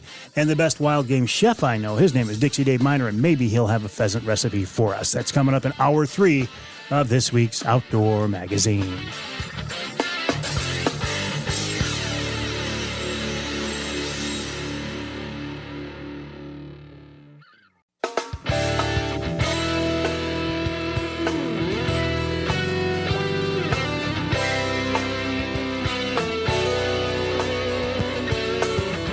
Time now for Michigan's #1 outdoor radio show, Mike Avery's Outdoor Magazine. Mike Avery has covered the outdoors in Michigan for more than 4 decades, and that tradition continues today. Outdoor Magazine is brought to you by Jay's Sporting Goods, the Eider Insurance Group, Angler Quest Pontoons and Polarcraft Boats, Primal Outdoors, Security Credit Union, Offshore Tackle, Garber Chevrolet, Rapid River Knife Works, and by Michigan Brand Meats. Now, here's Mike Avery. Indeed, this is the big guy, Mike Avery. Thank you, Ken Hunter, for that introduction, and welcome to hour number 3 of this week's Outdoor Magazine radio show here on the Outdoor Magazine Radio Network, and so glad to have you along with us. As you are hearing this show this weekend, it is the weekend of the 21st and 22nd. What does that mean? Well, it means we're getting closer to the whitetail rut. It means the Fall waterfowl season's in full swing. It means small game season's in full swing. It means there's some great fall fishing and going to get nothing but better as it gets colder, as the water temps drop. But it also means that pheasant season's open across the state now. Some of my best memories of my early outdoor activities were pheasant hunting with my dad, with English setters. My dad taught me a lot about pheasant hunting. Those dogs taught me a lot about pheasant hunting as well. It was a big deal here in Michigan. It's getting to be a big deal again, but there were times back in the day when the opening of pheasant season was almost as big as the opening day of deer season. I have not pheasant hunted in years. Last time I pheasant hunted was with Tom Lounsbury. Tom invites me out every year, and it's a gracious offer. But realistically, I know this year I won't make it out this year either. But man, do I have some great memories. And man, will I be thinking about Tom as he's in the woods, he's in the field, chasing ringnecks. And I don't know, it just seems like a good time to talk about pheasant hunting in Michigan with the man himself, Tom Lounsbury. Tom, welcome back. How are you? Doing good, Mike, and it's always an honor to be on your show. Well, it's an honor to have you with us. I'll tell you that. I mean, you're quite a guy. The depth and breadth of your knowledge is very impressive, my friend. Oh, thank you. Not sure I deserve that, but thank you. Well, honestly, I mean, I know some good pheasant hunters. I don't think I know anybody more intense or more hardcore than you are, Tom. Well, thank you. I grew up with it. The first time I ever went out hunting, and I wasn't hunting, I was my mother's pooch. I was 3 years old, and she took me out in the field, and I've been doing it ever since, and actually the same fields. See, that to me is wonderful. You're what, third generation on the family farm now? Fourth generation, and you're hunting field. Your grandkids now are hunting fields, the same fields that you hunted when you were a kid. Absolutely. Yeah, loving every minute of it. In fact, I have grandkids that are going to be pheasant hunting with me, when it gets really rolling. What is that experience like when you take your grandkids out on property that you have managed and your granddad managed years ahead of you? Oh, it's very memorable in looking at everything, and what I've done to the farm since for the last 20 years is I've got it into prairie grasses and shelter belts, and I just had grandkids come up from Ohio, and my son took out the one boy, and I took out the other deer hunting. And we ended up with, here on the farm, I called in a doe for the one grandson, and he shot it with a crossbow, and my other grandson put a nice 8-point down with a crossbow. And I got to tell you, Mike, those crossbows, that's one of the best things come along to get kids out into hunting, deer hunting. Well, I agree. I agree with you completely. I use one, but a lot of people don't like them. Well, it's archery, and I got to tell you, the crossbow has been around a very long time, and it's just this attitude that if it isn't the bow and arrow, it's not archery. I remember when the compound came out in the late 70s, early 80s, the dyed-in-wool bow hunters were like, it's going to ruin hunting. They don't have to practice and all this. And, of course, that wasn't wrong, and it didn't ruin hunting. It brought more people in. And I think when you look at the statistics, crossbow is getting a lot of people out there. It is. And, I'll hear statements like, well, Fred Bear never would have been in favor of this. Listen, Tom, I was with Fred Bear at Grouse Haven looking over his shoulder as he was watching the bear archery people field test crossbow prototypes. So, no, he was in favor of anything that would get more people into his beloved sport of archery. And you're right, a crossbow does that. Oh, it certainly does. It certainly does. and I'm looking forward to getting the grandkids. In fact, I always like taking kids out for hunting. I've got a number of people bringing their kids, and I don't care, boys or girls. It all works for me. And I love introducing kids to the pheasant hunting atmosphere because there's nothing boring about that. You're sitting with a kid deer hunting. You got to be quiet, and maybe it might get a little boring. But that's not the case when you go out with dogs pheasant hunting. It's a social sport, right? It's a sport where you can go out and you make noise. In fact, sometimes more noise the better. Oh yeah, and I always invite a lot of people, to come out and hunt with me. It's not just for me or just my family. I like sharing it with friends and introducing people to it and keeping it alive and well. And the birds on my farm are wild birds. Their genetics go back to the original planting that in 1917 when birds were released in the thumb for the first time. And the first pheasant season was 1925. They waited 8 years. And I remember my dad, I got his shotgun. He had a 410 single-shot shotgun. He was I think he was 12 years old or something. But anyway, he was on that first season, and he actually could see it start from the beginning and go up through the heyday and right down to when it ended. And pheasants were the only thing he hunted. He wasn't interested in deer hunting or anything. He liked his pheasant hunting. So that's the atmosphere I grew up with. So. Your dad hunted the first Michigan pheasant season? Yes.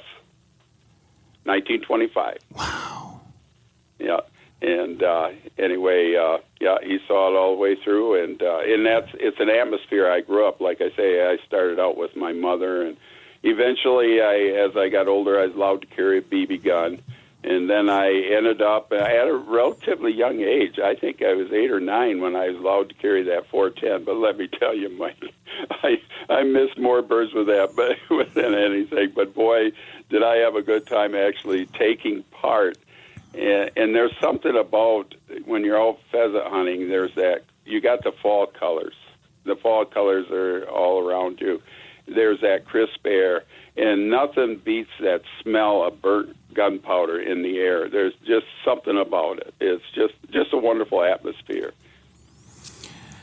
It is. I'm smiling as you're telling the story because it meshes so closely with what I did when I was a kid growing up. How has that experience today, how has it changed, Tom? Well, it's I've always referred to since back in the 70s, early 70s, and that farming was really taking a big change, and you can't blame the farmers any. If I was a farmer, I'd have been doing the same thing. But we ended up losing fence rows, and small farms went by the wayside. There used to be small farms all over, lots of habitat. Everybody, would put manure on the field during the winter and then work it down in the spring. And now there's spring plowing that takes everything down, and you can't blame the farmer for that. He gets it on the ground better. But then the herbicides and insecticides that came along. When you and I were kids, a cornfield actually could provide cover. There was, grass and everything in there, and now they're pristine. You walk into a cornfield and it's pristine, because of the herbicides and everything. And this has always had an impact on the pheasant. And I've always sensed that since into the 70s. I've always called them pocket birds. You'd find them in small pockets, and the size would vary. But it was areas that would allow, the habitat, proper habitat for them to nest, rear chicks, and survive the winter. So it's changing things. So what happens now? What I noticed was in the 80s when CRP started coming in. My uncle did it across the road, and that's where I took you hunting a lot. Was on my uncle's across the road, and I could see the pheasants just respond to it. These are wild birds, and they just responded once the habitat got there. And I followed my uncle's pattern as soon as I could. I did it to my farm. So, and this year, oh my, Mike, this year, these pheasants had a great winter carryover, a mild winter, And I was hearing roosters. Obviously, we didn't put a big dent in the roosters hunting because they were cackling all over in May. And anyway, I'm looking at one of the best pheasant seasons for wild birds where the habitat is this fall. Wow. I mean, it's going to be wonderful. That says a lot. Hang tight, Tom. We're talking with Tom Lounsbury about pheasant hunting in Michigan. We're talking about the history of pheasant hunting in Michigan and what it's like today. He mentions birds cackling. Oh, that is a wonderful, beautiful sound. And I will follow up with that and much more with Tom after the break right here on Outdoor Magazine. And we'll wrap up the hour coming up here in about 50 minutes, 45, whatever, with Wild Game Chef Dixie Dave Minar.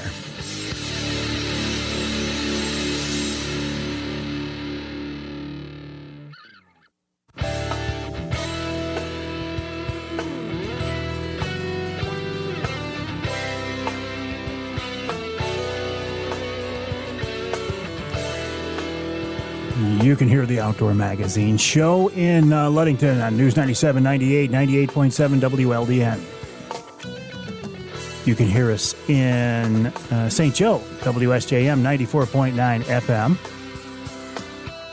And you can hear us in Tawas on WIOS 1480 AM 106.9 FM. This segment of Outdoor Magazine brought to you by Reader Landscaping. Reader can take care of your lawn and property because it's your nature and our nurture. Let Reader create an outdoor getaway in your backyard, as they have for me. And as you heard a commercial here in the show talking about fall being a great time for landscaping projects, you know, normally we think of doing those in the springtime, and that'll work. But if you do it now, you get ahead of the game.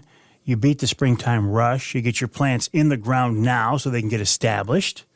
So when the springtime comes, you're ready to rock. Also, if you're looking for fall cleanup, and if you're looking down the road for snow removal as well, the folks at Reader can help you out. Check them out online at readerlandscaping.com. That's readerlandscaping.com. I'd like to give you a website for Tom Lounsbury, but it ain't going to happen. Because, Tom, you don't like technology, do you? Oh, I do not like technology, and the only phone I carry is a flip phone that's rarely on. I only got it when my wife makes me carry it. So, and I get by with the computer. You know, doing my outdoor writing, I get by with the computer, but I'm like a trained monkey when it comes to, you know, dealing with some of this technology. But and I respect it. You know, it's a good thing. But well, I know the only reason you're using a computer to get your stories in is because the Pony Express no longer runs. That's right. That's right. And I got to admit that sending things, pictures, and everything online sure beats the postal service getting things there at different days instead of all together. And this is good. But you're right. Since the Pony Press, I can identify with that. You know, you talked about birds cackling, roosters cackling, and what a wonderful, wonderful sound that is. You said during your spring crowing survey, You hear them. But when you put up a rooster anymore hunting, do they still cackle? You know, I started noticing that, probably almost 20 years ago, but really noticing it in just the last 10 years. And because I'm hunting my pocket of birds, it may not be that way elsewhere, but because of my big pocket of birds here, I think through hunting, we've genetically engineered them because I started, rarely now, like last year, I never had any of the roosters flushed, cackle. They'll do their cackling in their normal routine, but they seem to, when they're being pursued, they rarely, if ever, cackle. And I think that's because the ones that did cackle, they announced their sex and they got shot. Yeah. And there were a number of times last fall when the birds went up and the guy that could shoot couldn't really ID it. And that's good. You can only shoot roosters. And basically that saved that rooster's life by not cackling off. But I sure do miss it. I do miss it. When they go up in that raucous cackle and the pound, the guns going off. Oh, the memories. So, are pheasants native to Michigan? No. They're from Asia.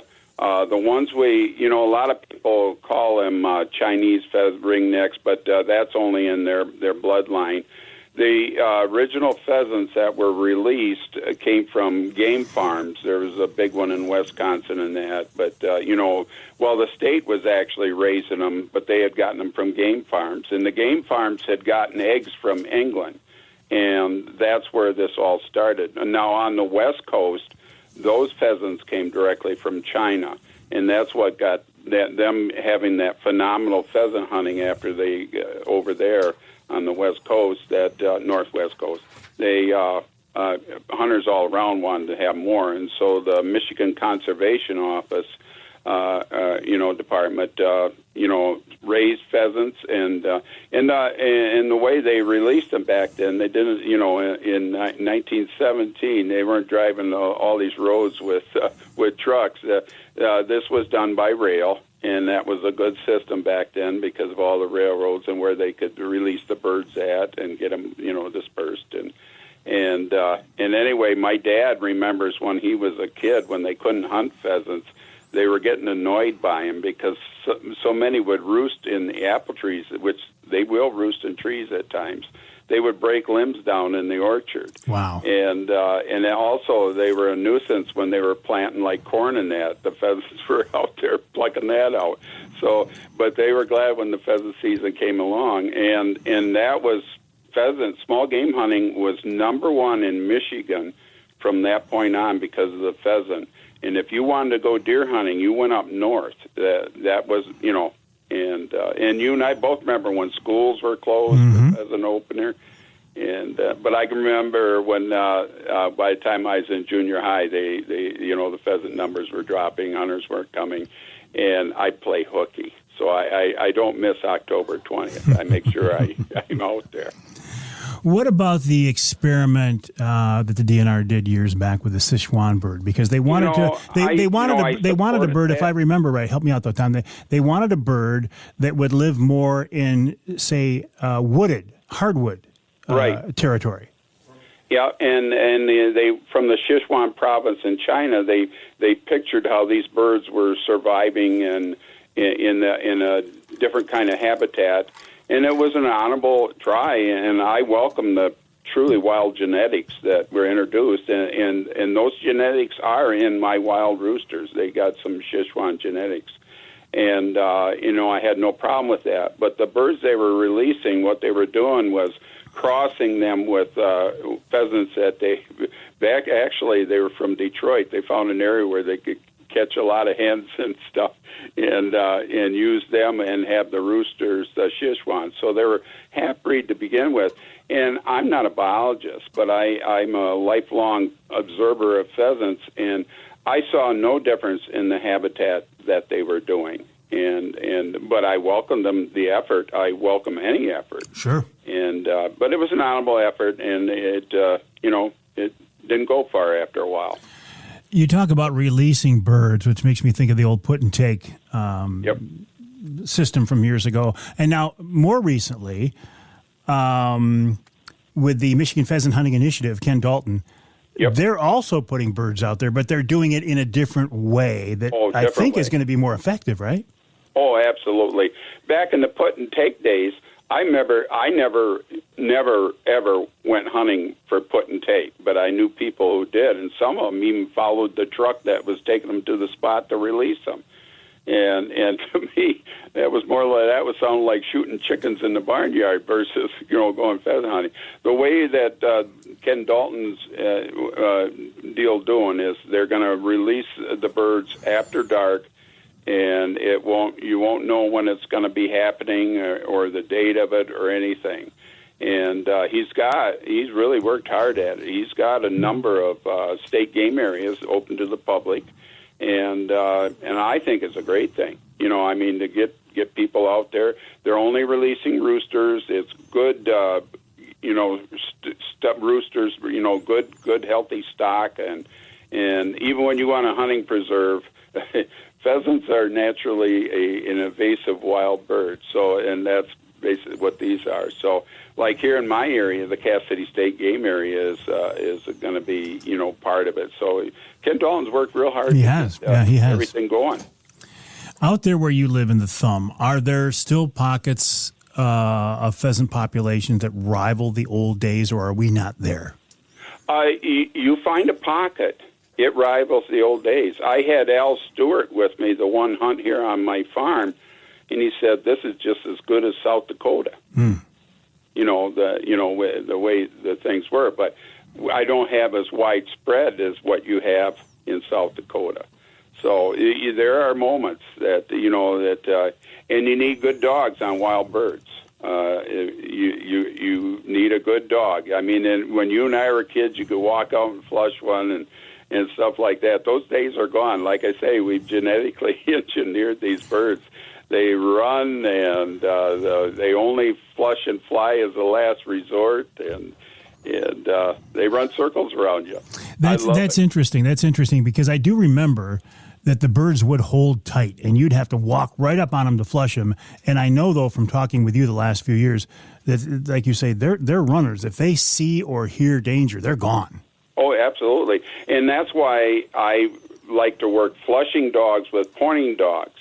And the dog to be watching when the pointer starts pointing is keep an eye on the flusher, because that rooster's already out of that area, and to see a dog locked on, so you walk up. It happens still, yes, but not very often. And what a beautiful sight that is. Oh, my. I love it. I just love pheasant hunting, and I love showing people, that I take hunting here. And I don't open my farm up to hunting, but I invite a lot of people, and enjoy doing it and taking it. Like I say, I don't need it all for myself or just my family. Pheasant hunting is a social activity, always has been. Well, Tom, I appreciate what you do as far as, keeping this pheasant hunting tradition here in Michigan alive. I'd like to offer you the coveted third segment. Can you stick around a little bit longer? Oh, absolutely. I would love to. Yeah, Charlie's looking at me. He's smiling. He's like, I knew it. He said, when I saw Lounsbury's name on there, he said, I knew the guy was going to get the coveted third segment. All right, Charlie, I'm taking the easy way out. I admit it. But talking with Tom is easy. That's no doubt about that. So we'll take a break here in the Outdoor Magazine show. When we come back, we'll wrap up this conversation with Tom Lounsbury, talking about pheasant hunting here in Michigan, I'm sure. But also, listen, Tom's an avid outdoorsman. I want to see if he's been out in the whitetail woods at all. He has some very interesting thoughts on deer hunting, and he's a very passionate hunter. And we'll see what else is on his mind. And then, of course, we'll wrap up the show with wild game chef extraordinaire Dixie Dave Minar. I did send Dave a text. Dave is not quite as technically averse or what's the word, as Tom is, but he doesn't check his texts very often. But I'd like to get a pheasant recipe from Dave. This is the Outdoor Magazine show. My name is Mike Avery, the website MikeAveryOutdoors.com. Also very avid on social media. I'd encourage you to check me out and follow me there. And if you want to reach out and get in touch, my email address is mike@MikeAveryOutdoors.com. That's mike@MikeAveryOutdoors.com. We'll take a break here in the Outdoor Magazine show. More with Tom Lounsbury coming up after the break.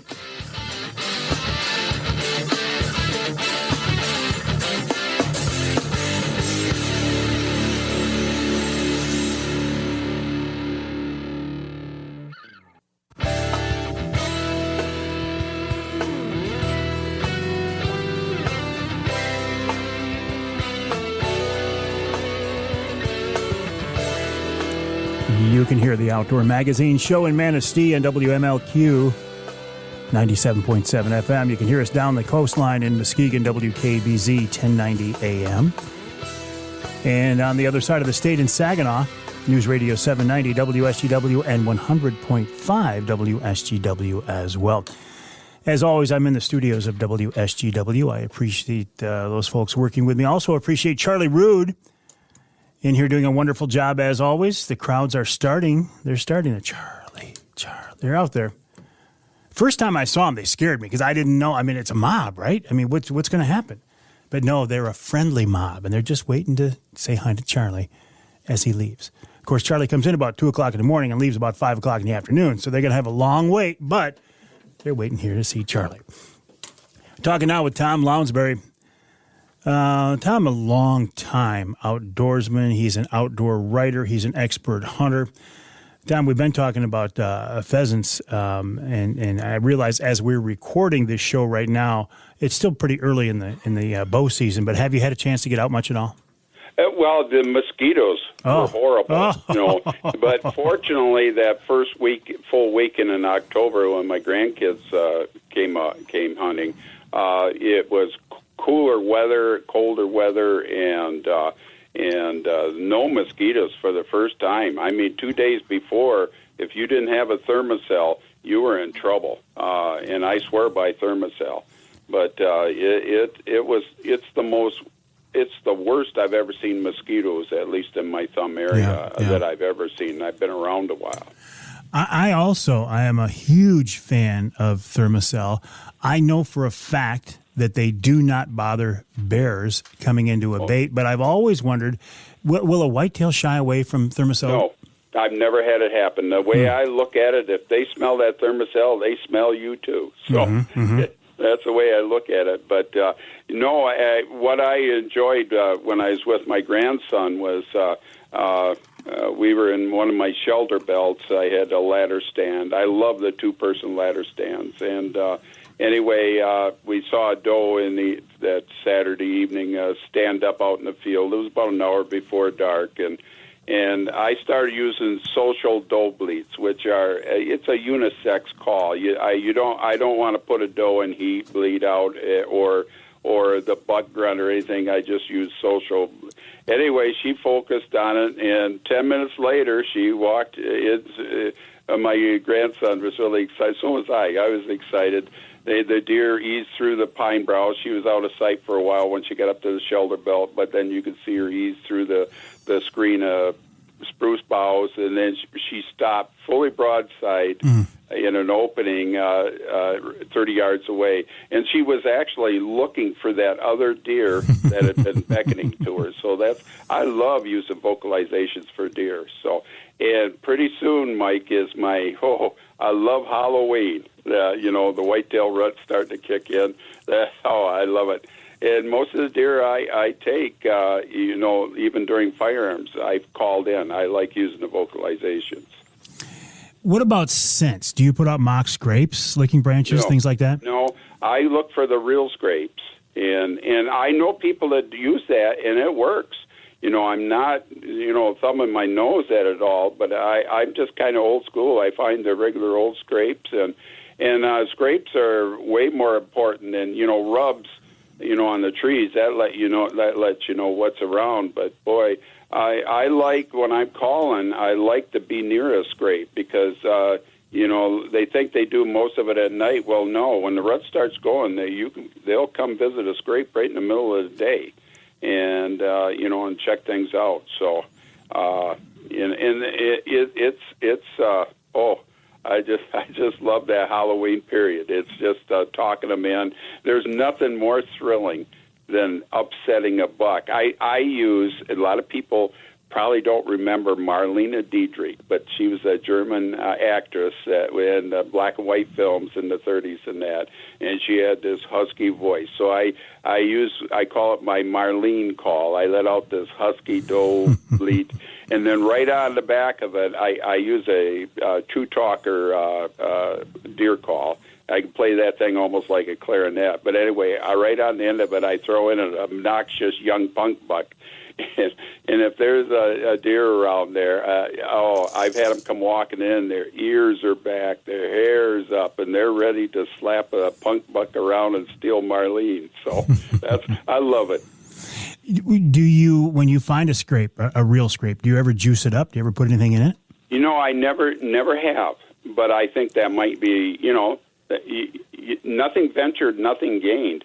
I just personally don't do it. I just observe the scrape, and they always have that licking branch up there. To me, that's the big lure right there, and where they have that, and then they rub their orbital gland, in that area, and I just love it, and I like it. One thing I like about hunting near a scrape is I'm back. I'm not right on top of it. I'm actually out of bow range usually.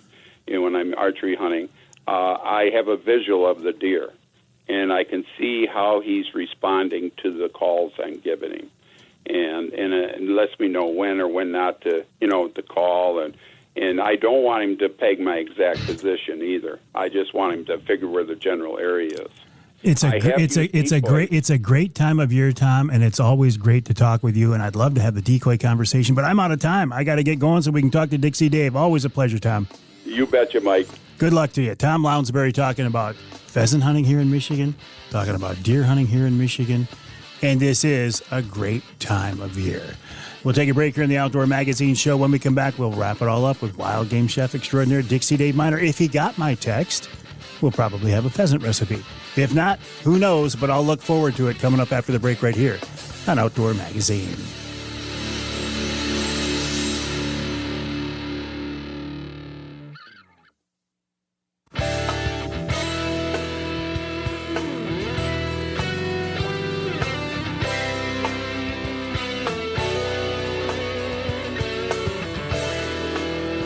Thank you so much for joining us this week here on the Outdoor Magazine show. I do appreciate it. Also appreciate the fact that wild game chef extraordinaire Dixie Dave Minar makes himself available every week. Honestly, almost every week for many, many years. And guess what? He's back with us once again. David, welcome back. How are you, buddy? Really good, Michael. How about yourself? Good. Hey, listen, I see you actually got my text about a pheasant recipe. Yeah, I got a pheasant cordon bleu. We did this for the TV show. Oh, I remember this one. I can't tell you how many years ago. Yeah, this is a good one. Yes, it is.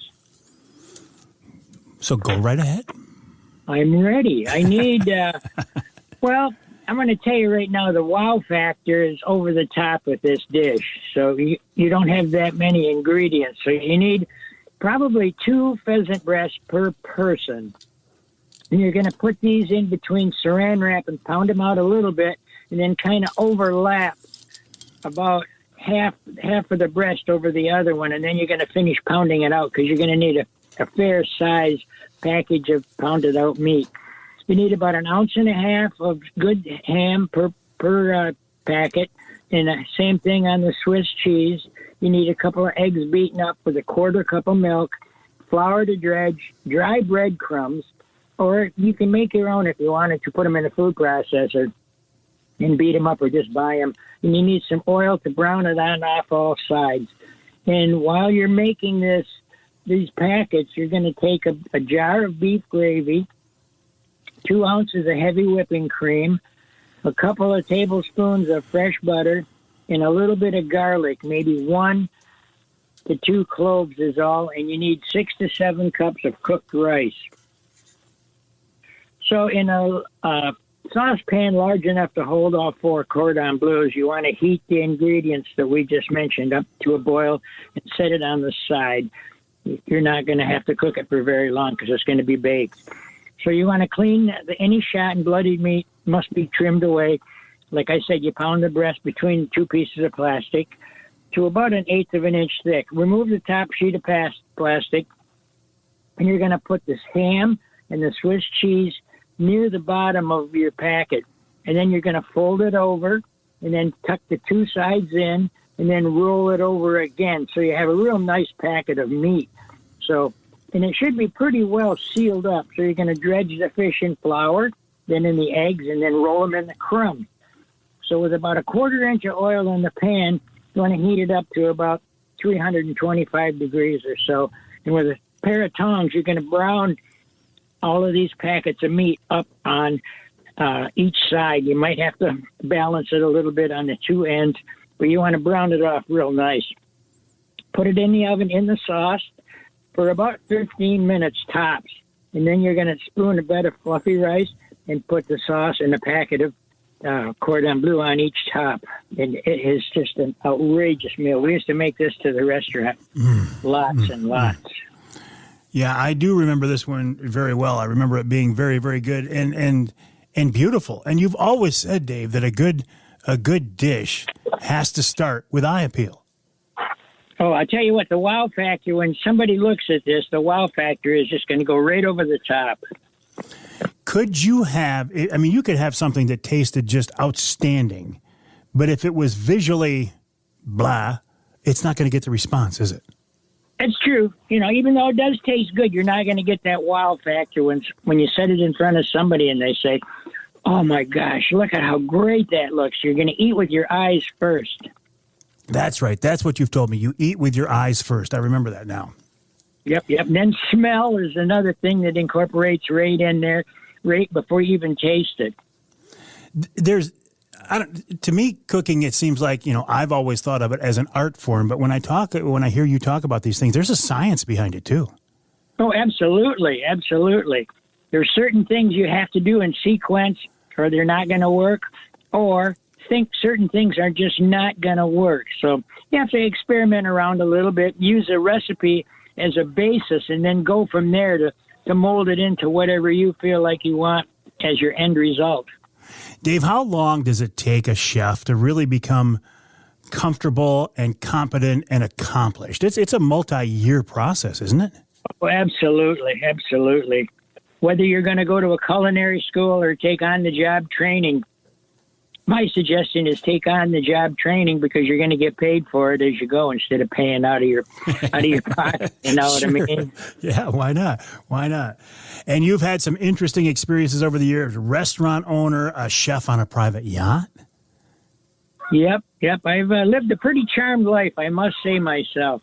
I'm pretty happy with the way things have went for me. And the geese are pretty happy with you too, apparently. Yep. I'm sitting out here in the woods. Oh, are you hunting? No, just kind of scouting around during the middle of the day here to see what's out and about. If there's any buck rubs or scraped trails, I'm just looking. You see anything? Not yet. All right, well, keep your eyes open, David, and we'll talk again very soon. All righty, thank you. Appreciate Everybody your time. Be safe and sane out there for deer Safe and sane. season. That's what Dixie Dave always says, safe and sane. Wild game chef extraordinaire Dixie Dave Minar, a big part of the Outdoor Magazine show, as are you. If you weren't listening, there'd be no reason to do this. My name is Mike Avery. This show is called Outdoor Magazine. My website, MikeAveryOutdoors.com. My email address is mike@MikeAveryOutdoors.com. Don't forget about the social media stuff, the Wednesday night lives on my social media outlets, Wednesday nights at 7. The Behind the Mic segments, Wednesday mornings at 8:45. Hope you have a chance to get out. Send me your pictures. Send me an email, Mike@MikeAveryOutdoors.com.